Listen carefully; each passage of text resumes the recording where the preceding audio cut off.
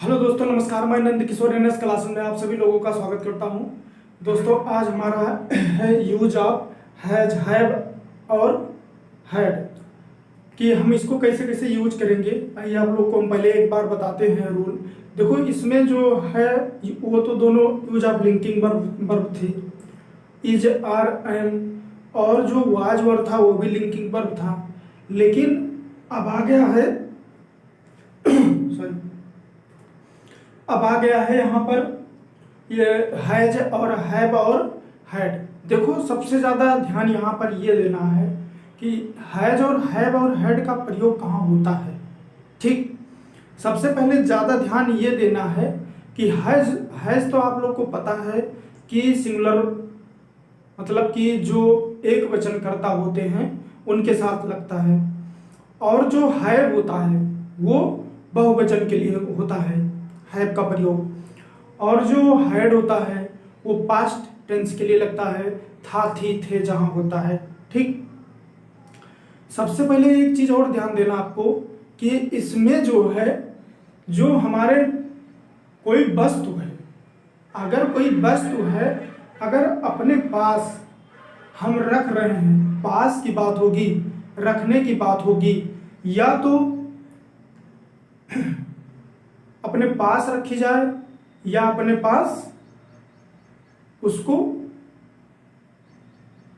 बोला जाए कि वो मेरे पास है, वो पास रखी है, तो इसमें भी देखना पड़ता है कि ये प्रेजेंट टेंस है कि पास्ट टेंस है। तो इसमें उसी के हिसाब से आपको हैज और हैव का और हैड का प्रयोग करना है। ठीक, अब देखो, इसमें पहले पहचान आप लोग देखिए। पहचान आपको सबसे ज़्यादा इम्पोर्टेंट करता है कि आप कैसे इसको पहचानेंगे कि ये कौन से टेंस में है।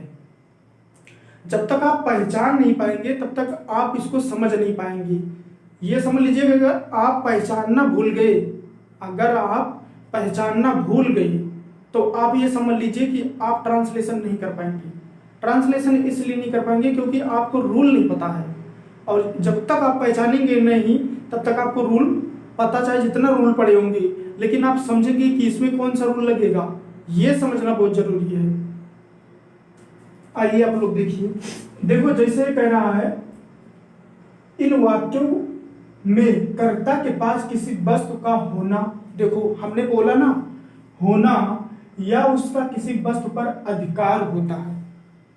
देखो, अब जैसे कोई वस्तु है, हमने मान लीजिए कोई भी वस्तु रखा है, मान लीजिए पेन रखा है, तो उस वस्तु पर हमारा क्या है, हमने उस वस्तु को रखा है, और उस मतलब उस पेन पर हमारा पूरा पूरा अधिकार है। तो इसलिए कह रहा है कि कोई वस्तु रखोगे या उस पर अधिकार अपना भी होगा जो रखेगा।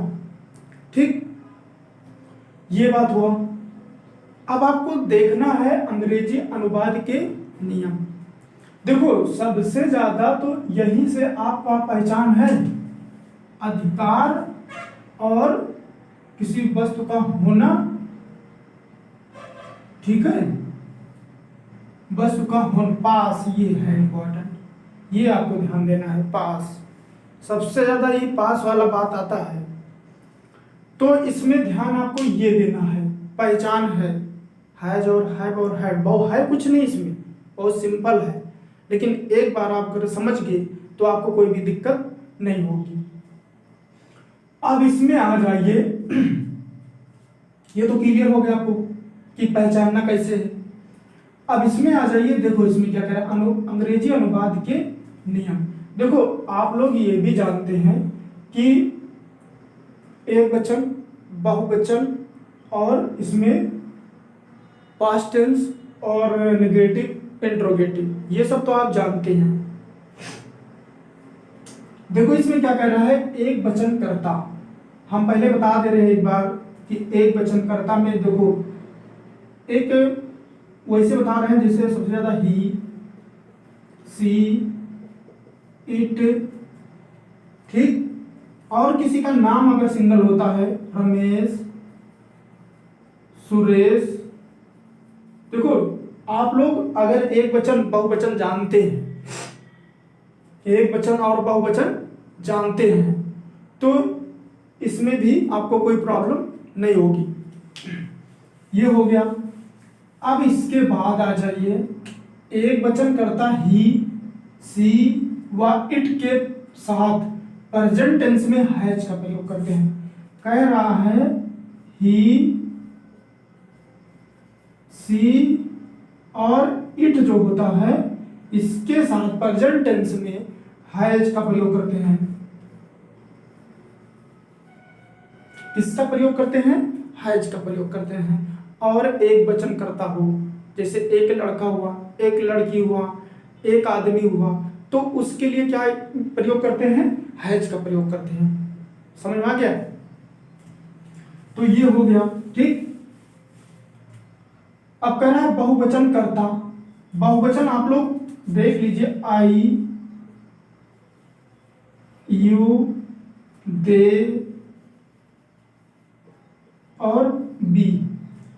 इसमें भी प्रेजेंट टेंस के साथ हैव का प्रयोग करते हैं। यही आपको ध्यान देना है। ठीक। अगर आप इसको ध्यान दे ले जाएंगे तो आपको कोई दिक्कत नहीं होगा इसमें भी। अब देखो इसमें क्या कह रहा है? कह रहा है पास्ट टेंस में, पास्ट टेंस में सभी कर्ताओं के साथ हैड का प्रयोग होता है।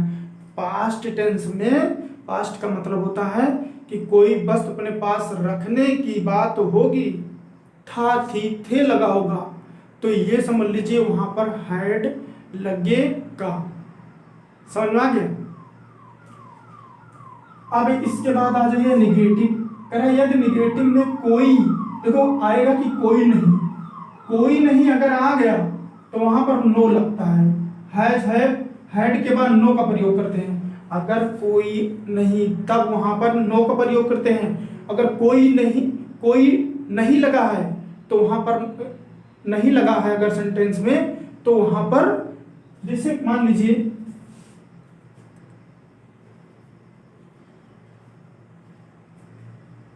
मेरे पास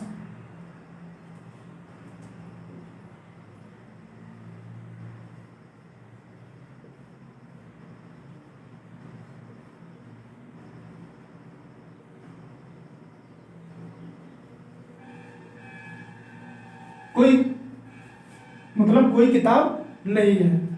अब देखो एक चीज और यहां आपको ध्यान में है, यहां माई बुक नहीं लिखना है। अगर मेरे की बात होगा यहां आई लिखा जाता है, ये ध्यान आपको देना है।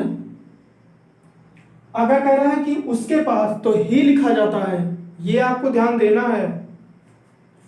ये देखो आई, मेरे की बात है ना, यहां पर आई लिखा जाता, आई हैव लिखा जाएगा क्योंकि मेरे पास आई लगा है ना, आई बहुवचन है। कोई नहीं तो यहां पर नो लिखोगी, नो बुक। ये समझ में आ गया? अगर यहां पर यही कट कर दे, कोई नहीं, कोई अगर मेरे पास किताब नहीं है तो यहां पर नो था, यहां पर जब कोई किताब नहीं है तो लिखा जाएगा आई हैव नो बुक। अगर कोई रहेगा तो,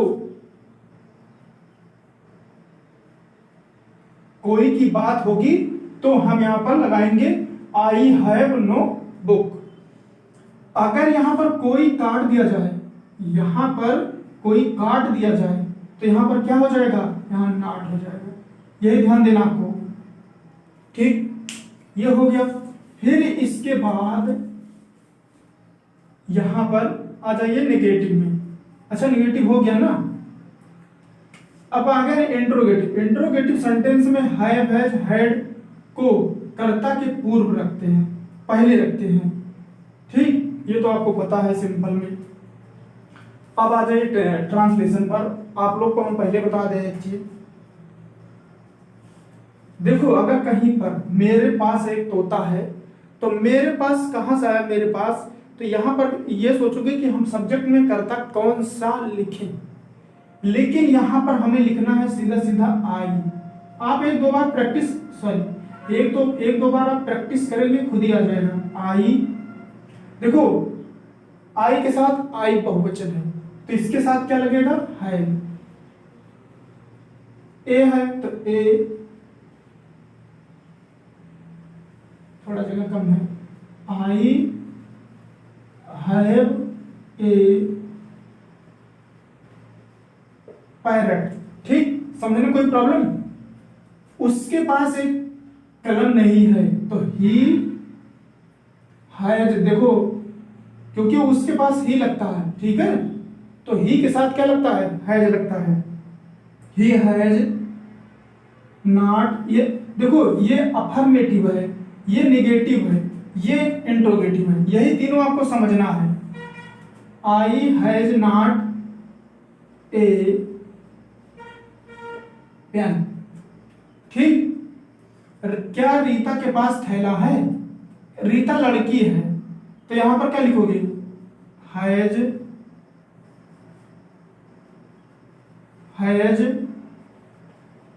रीता के पास क्या है?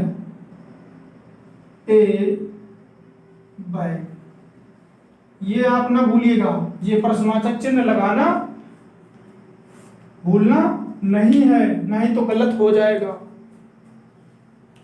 इसको देखिए और लिखिए।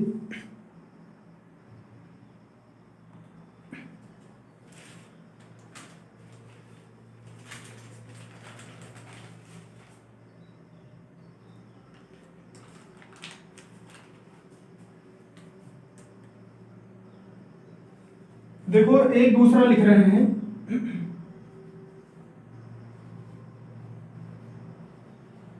ये आप लोग करेंगे। उसके पास एक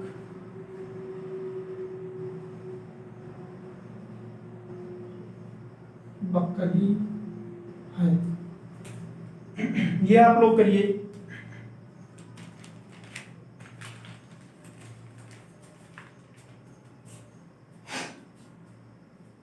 समझने में तो कोई प्रॉब्लम होगी नहीं, दिख तो रहा है पूरा सही से।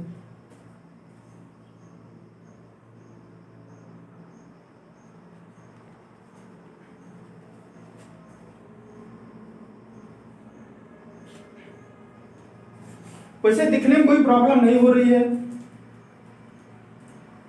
और बताते हैं, सही समझाते हैं।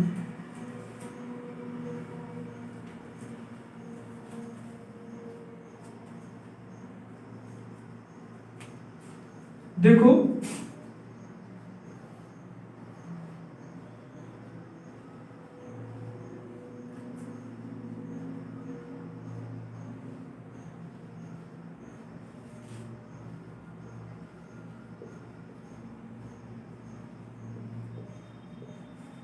ये आपको आना चाहिए।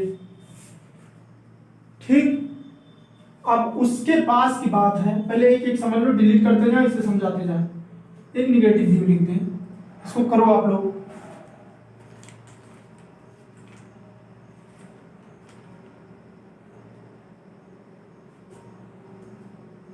अब पास्ट में भी लिख दो, मेरे पास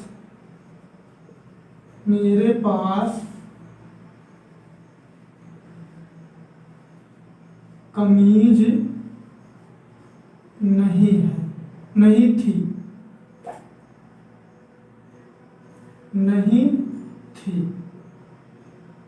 ये करिए। नेगेटिव है, अभी इंट्रोगेटिव भी बता देंगे।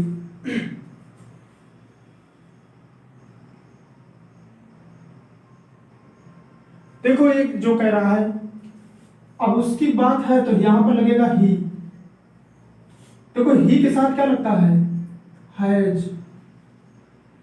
ही हैज ए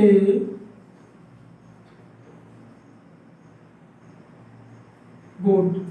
ठीक, मेरे पास कमीज नहीं है, आई, देखो दो चार बार अगर आप प्रैक्टिस करेंगे तभी आएगा। आई हैड अब यहां लगेगा क्योंकि था थी की बात है। Not a shirt. ठीक, कोई प्रॉब्लम? मिटालते हैं। अब मिटालने के बाद हम थोड़ा इंट्रोगेटिव पर बताते हैं। ठीक, अफर्मेटिव हो गया, निगेटिव। अब इसके बाद आ जाइए इंट्रोगेटिव में, क्या हमारे पास पतंगे हैं?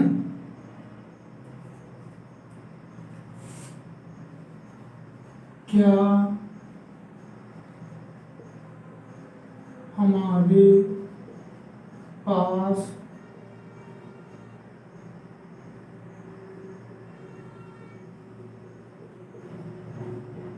पतंगे हैं? ये लगाना नहीं भूलना है, आप लोग करिए इसको।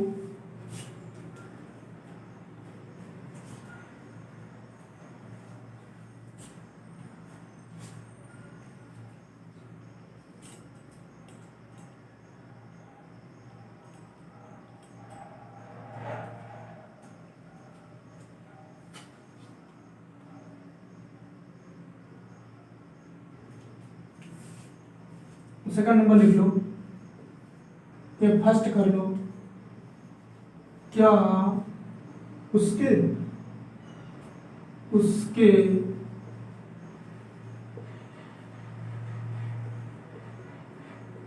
सिर में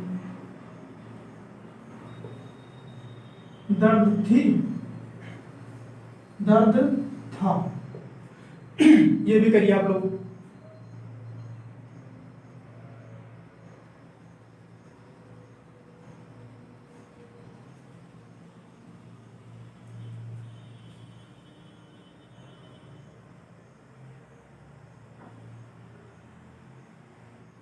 देखो अब यहां पर क्या होगा, हमारे लिए हम लिखते हैं बी, ये ध्यान देना है आपको, और उसके लिए लिखते हैं ही, ये ध्यान देना है, और मेरे के लिए लिखते हैं आई, ये ध्यान देना आपको, ठीक है। हमारे लिए बी लिखते हैं, क्या लिखते हैं? बी लिखते हैं सब्जेक्ट, और उसके लिए ही लिखते हैं, और मेरे के लिए क्या लिखते हैं? आई लिखते हैं, ठीक। कोई दिक्कत? अभी हम लिख दे रहे हैं एक जगह, आप लोग इसको नोट कर लीजिएगा। देखो क्या हमारे पास पतंगे हैं? देखो यहां पर है हमारे, तो हमारे लिए लिखा जाता है डब्ल्यू ई, और डब्ल्यू ई क्या है? बी। बी है बहुवचन, बी क्या है? बहुवचन करता है, तो इसलिए इसमें हम क्या लगाएंगे? है, ठीक। यही पहचानना जरूरी है बी पास। अब हो गया, मान लिख दो एक काइट, ठीक। ये ना भूलिएगा प्रश्नवाचक। कह रहा क्या उसके सिर में दर्द है? क्या लिखोगे? था। सिर में दर्द था, सॉरी दर्द था, तो यहां लिखोगे हैड। था के लिए हैड लगेगा भैया, ही, ठीक। अब इसमें क्या लिखोगे? हैड, अच्छा,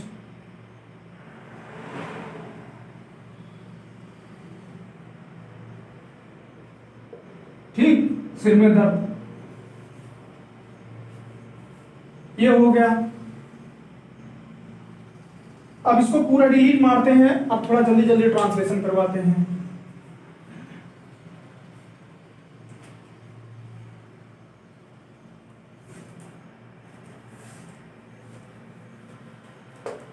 नियम पहचान आप लोग तो जान ही गए।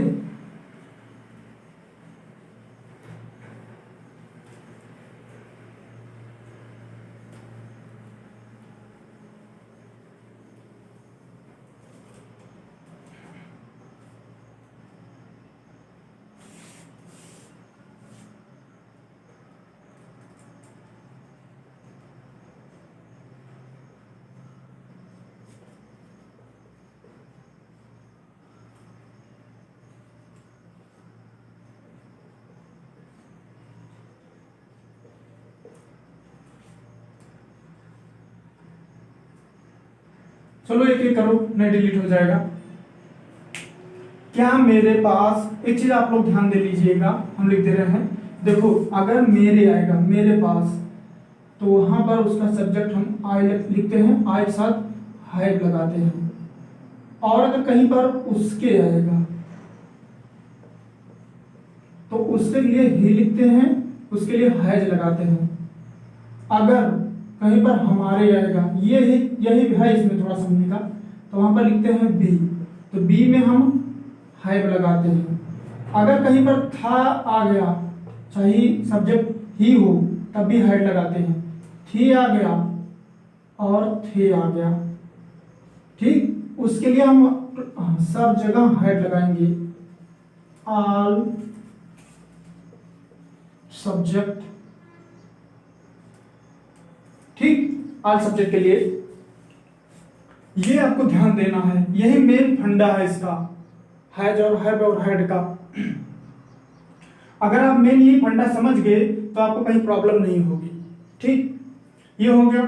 फिर इसके बाद ये डिलीट कर दे रहे हैं, ये जो है, अब देखो मेरे पास यहां पर लिख दो एक कुत्ता था,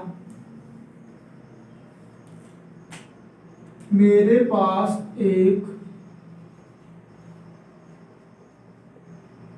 कुत्ता था, ये बहुवचन है। नंबर 2,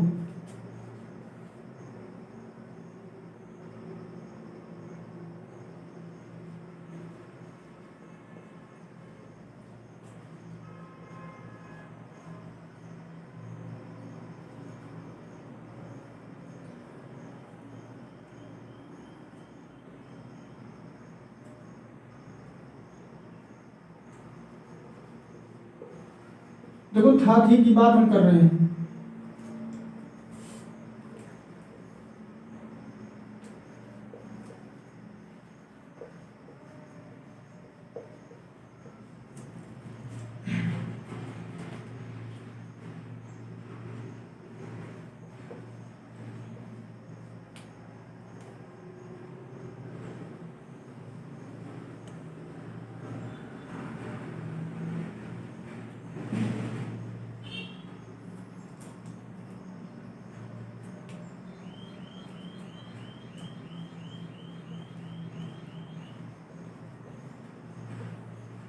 इसलिए करवा दे रहे हैं कि आपको समझ में आ जाए।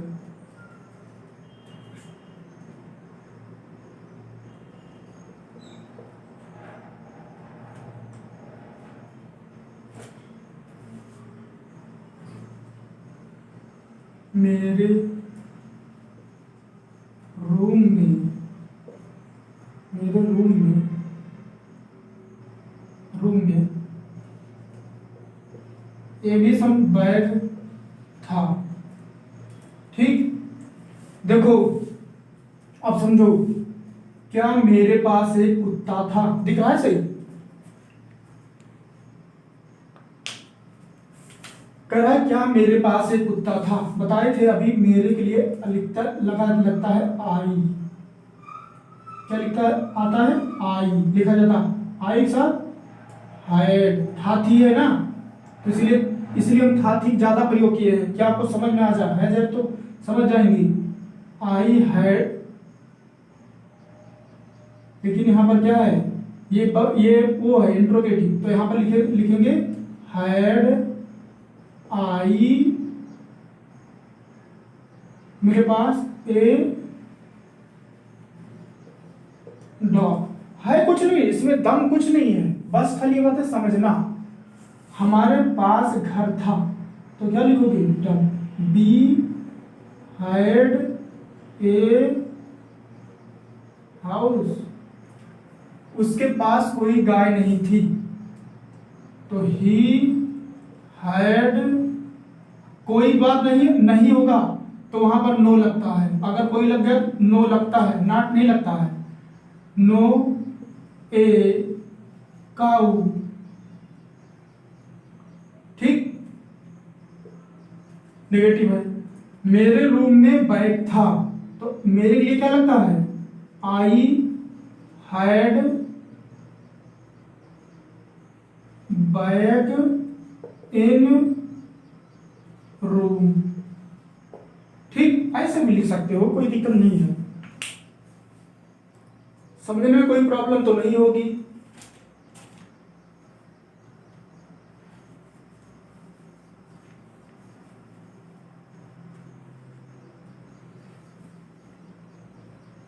अब यहां पर कोई प्रॉब्लम आप लोग को नहीं आ सकती है समझने में। अब इससे ज्यादा क्या एक्सप्लेन किया जाए और क्या बताया जाए। देखो बात ये भी है ना कि सबसे ज़्यादा आपको पहचानना बहुत ज़रूरी है। अगर जो ट्रांसलेशन यहाँ है इंग्लिश या हिंदी में पहचानना जान गया कि इंग्लिश में क्या लिखा है, तब भी वो हिंदी में समझ जाएगा कि इसमें प्रयोग क्या हुआ है। अगर वो हिंदी समझ जा रहा है तो वो भी ये भी जान जाएगा कि इसमें इंग्लिश क्या क्या प्रयोग करना है, क्या सब्जेक्ट बनाएंगे, क्या हैज हैव कैसे हैड का प्रयोग करेंगे। ये सब आप अगर समझ गए तो ये समझ लीजिए आपको कहीं प्रॉब्लम नहीं होगी। तो ये हो गया मेरा। अब इसके बाद इसमें जो है कुछ हम और करवा दे रहे हैं कि आपका और अच्छे से क्लियर हो जाए। ठीक है,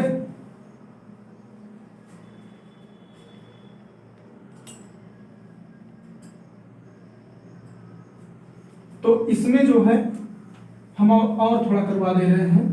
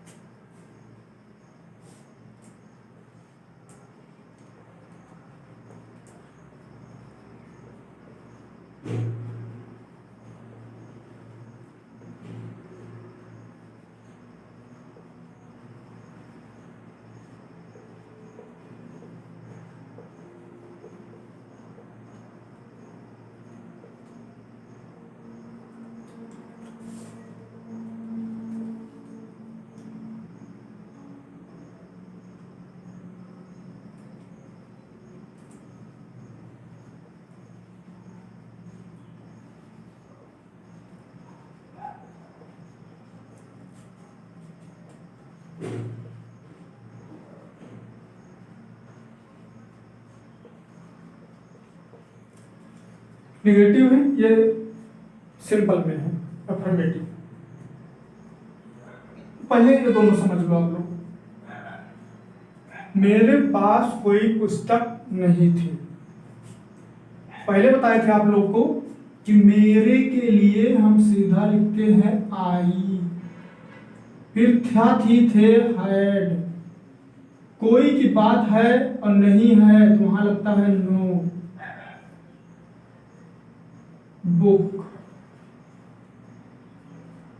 ठीक है, रमेश के पास 4 थैला था तो रमेश हैड, बस सीधा सीधा 4 बैग। कुछ है नहीं, रमेश था हैड 4 बैग, बैग सीधो।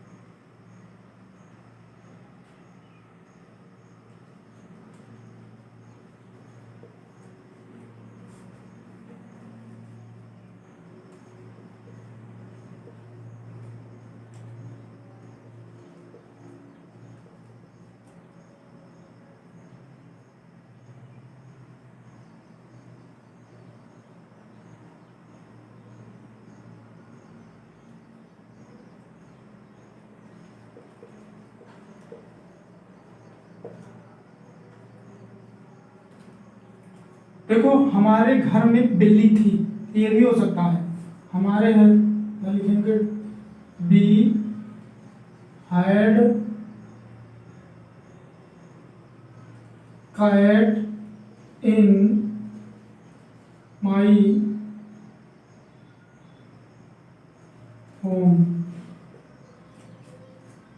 उसके पास मेरा पेन था। He had a pen. ठीक, से कोई प्रॉब्लम तो नहीं होनी चाहिए। खुद बनाइए। आप लोग को अगर खुद बनाते हैं ट्रांसलेशन, खुद सोचिए, तब तो आपको ज़्यादा समझ में आएगा। ये समझ लीजिए, जब तक आप प्रैक्टिस नहीं करेंगे ट्रांसलेशन, तब तक इंग्लिश आने वाली नहीं है। जब प्रैक्टिस करेंगे 2 घंटा 4 घंटा, तभी इंग्लिश आएगी, वो भी डेली। ये समझो कि बिना प्रैक्टिस के इंग्लिश आ जाए तो ये संभव नहीं है। बहुत मेहनत लेती है इंग्लिश। इंग्लिश के लिए टाइम देना पड़ता है, हर एक सब्जेक्ट के लिए टाइम देना पड़ता है। लेकिन अगर आप इंग्लिश सीख रहे हैं तो आपको ये तो करना पड़ेगा कि इसका ट्रांसलेशन बनाना, समझना, ये सब आपको बहुत अनिवार्य है करना। अगर आप इसको नहीं कर पा रहे हैं तो ये समझ लीजिए आप इंग्लिश समझ नहीं रहे हैं। है कुछ नहीं, इसमें बहुत कुछ है, टाइम नहीं लगाना है। इसमें एक बार अगर देख लिए तब भी पूरा कर दिए।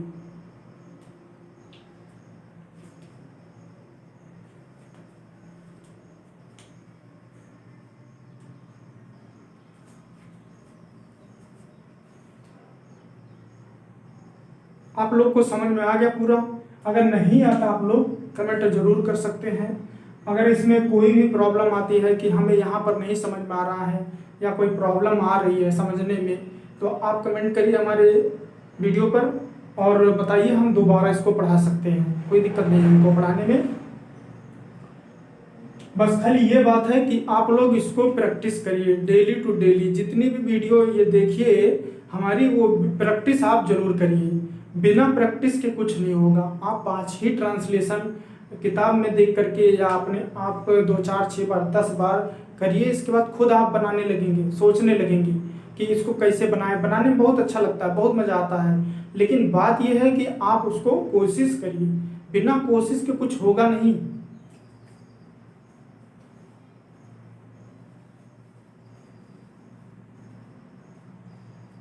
बिना कोशिश के कुछ होगा नहीं। और इसमें जो है इतना मतलब कि जो भी था हमने हैज, हैव और हैड एक बार हम रिपीट कर दे रहे हैं। देखो ये सब चीज़ जुबान पर होना चाहिए। जुबान का मतलब है कि आपको याद होना चाहिए कि हमको यूज कैसे क्या करना, बोलना कैसे क्या करना, बोलना है कहाँ, कैसे क्या।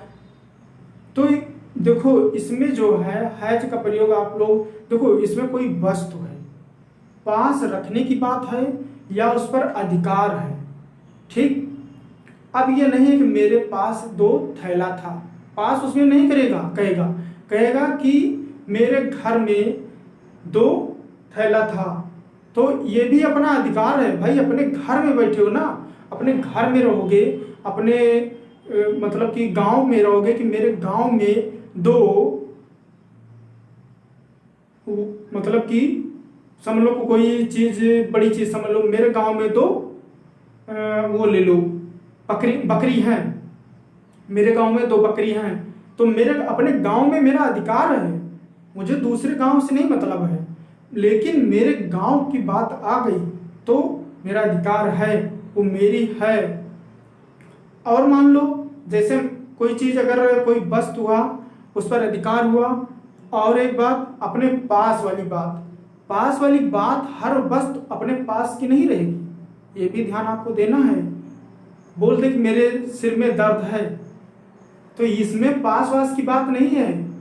मेरे पेट में दर्द है, तो ये भी पास वास नहीं है। मेरे पैर में दर्द है, तो इसमें नहीं होगा ये सब। मेरे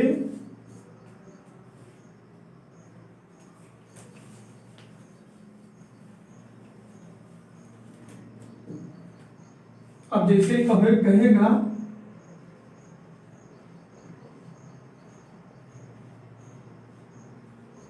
मेरे पैर में दर्द है, तो इसमें पास की बात नहीं है, लेकिन मेरे है ना, मेरा अधिकार है उस पर। आई के लिए क्या लिखोगे, मेरे लिए आई हैव, आई के लिए भैया पहले बता रहे हैव लगता है, नहीं तो आप लोग कहो कि क्या लगेगा, have pain in my leg, leg means पैर, ठीक है। ये आपको ध्यान देना है, ये जरूरी नहीं है कि क्या नाम बस खाली पास लिखे, ट्रांसलेशन में सब जगह पास लिखे, ऐसा नहीं है, सब जगह पास नहीं लिखेगा। अब जैसे कह देगा कि बस तू अलमारी में है, अलमारी का मतलब है तुम वहाँ बैठे हो ना, वहाँ उस रूम में हो या उस घर में हो, तब कह रहे हो कि वहाँ पर उस अलमारी में वस्तु रखी है, ये ध्यान देना आपको। नहीं तो हम बोल रहे, आप बोलो कि पास की बात हुई है, आप बोले थे कि वहाँ पर पास की वस्तु के लिए आप कहे थे, ऐसा कुछ नहीं है। बोल देगा कि मेरे पैर में दर्द है, मेरे सिर में दर्द है, मेरे पेट में दर्द है, तो ये थोड़ा ना बोला इसमें पास में, इसमें ऐसा नहीं है। ये सब आपको ध्यान देना है कि मेरे पास की वस्तुओं में क्या जुड़ रहा है। अब बोल दिया जाए कि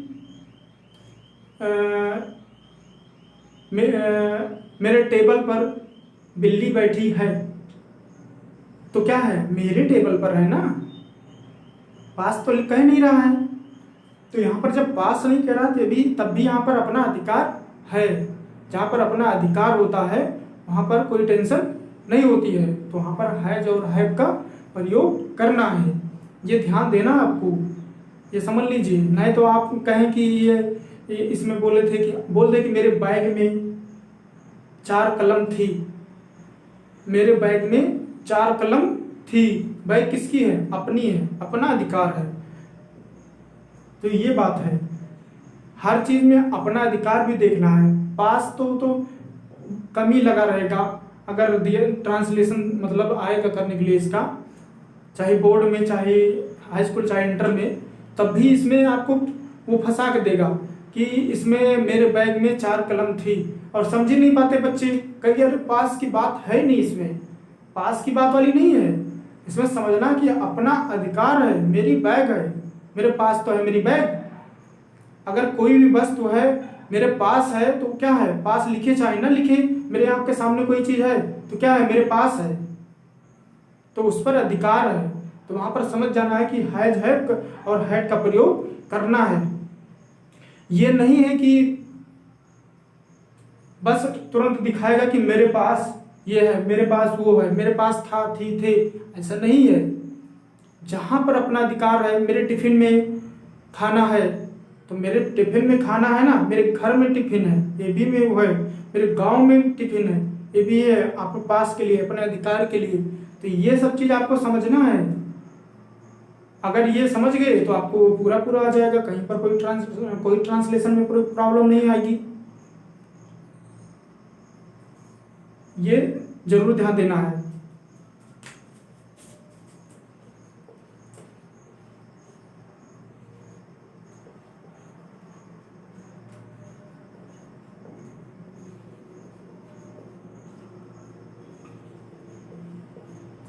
मेरे बैग में खाना है, क्या लिखोगे, आई।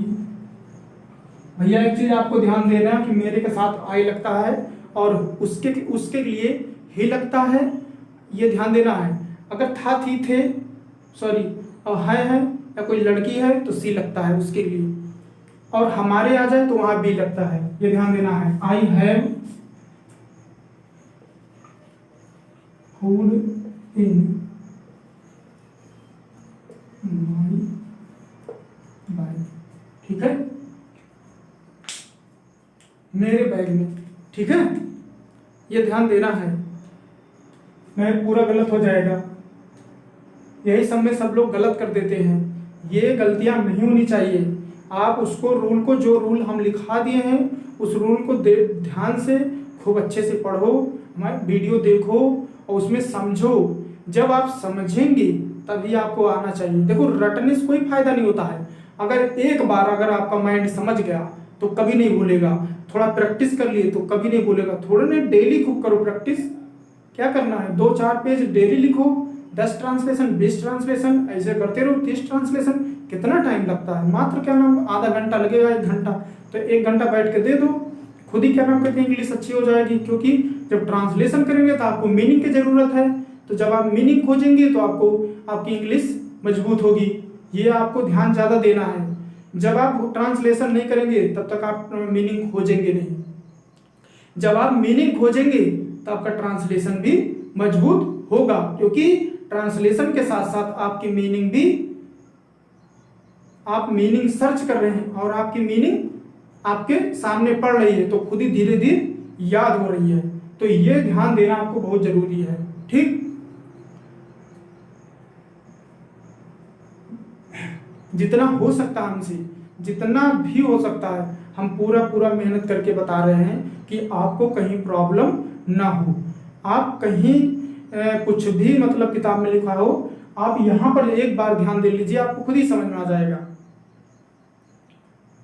जैसे कुछ एक्सप्लेन में लिखा रहता है, कहीं पर वैसा लिखा रहता है, तो यहाँ थोड़ा हम शार्ट में बना दिए हैं, तो ये आपको ध्यान देना है।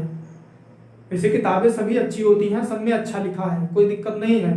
मेन बात है कि उसमें देखो, सभी किताबों में कोई भी किताब अगर आपके पास है, उसको देखिए, देखने के बाद जो एक्सरसाइज मतलब कि उसमें कुछ दिया रहेगा करके ट्रांसलेट, उसको समझिए। करने के बाद फिर जितना भी दिया रहे एक्सरसाइज उसको करिए। अगर आपको नहीं आता तो आप हमारे पास कमेंट करिए कि वीडियो में कैसे आपको समझ में नहीं आ रहा है, क्या दिक्कत है, कहाँ पर दिक्कत है, आप जरूर बताइए। चलिए ठीक है, हम नेक्स्ट वीडियो में नेक्स्ट टॉपिक के साथ मिलते हैं। ये टॉपिक समाप्त हुआ। अगर नहीं समझ में आता है तो एक बार नहीं 1000 बार बोल रहा हूँ, फिर से मैं पढ़ाऊंगा, कोई दिक्कत नहीं है। इसके लिए आप निश्चिंत रहिए। पूरा ग्रामर पूरा होने के बाद फिर से मैं पढ़ाऊंगा, ये समझ लीजिए पूरा अच्छे से, कोई प्रॉब्लम नहीं होगी, एकदम आप निश्चिंत रहिए। ठीक है दोस्तों, आप हमारी वीडियो भेजते रहिए, अपने दोस्तों के पास देखते रहें, और लाइक करिए, सब्सक्राइब करिए, और चैनल को बेल आइकन ऑन जरूर रखिए कि हमारी वीडियो पड़े तो आपके पास जरूर पहुंचे। ठीक है दोस्तों, नमस्कार। नेक्स्ट वीडियो में फिर मिलता हूँ।